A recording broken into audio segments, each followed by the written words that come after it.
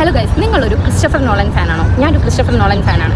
Recently ഞാൻ Christopher നോളനെ പറ്റി ഇങ്ങനെ വായിക്കുകയായിരുന്നു, എങ്ങനെയാണ് ഫിലിം മേക്കിംഗ് സ്റ്റാർട്ട് ചെയ്തത്, എവിടെയാണ് സ്റ്റാർട്ട് ചെയ്തതെന്നൊക്കെ. അപ്പോൾ ഞാനൊരു കാര്യം കണ്ടു. ഒരു 3 to 4 മിനിറ്റുള്ള ഒരു ഷോർട്ട് ഫിലിം ഇറക്കിയിട്ടുണ്ടായിരുന്നു 1997 അത് തോന്നുന്നു, if I am not mistaken.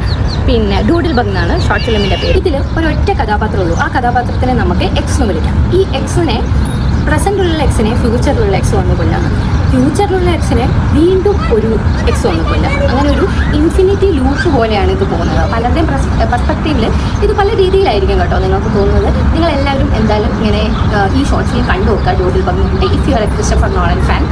അപ്പോൾ ഇത്രയും കിളി പുറത്തുന്ന സിനിമകളൊക്കെ തുടങ്ങുന്നതിന് മുമ്പ് തന്നെ അവർ തുടങ്ങിയത് ഷോർട്ട് ഫിലിംസിൽ തന്നെയാണ്.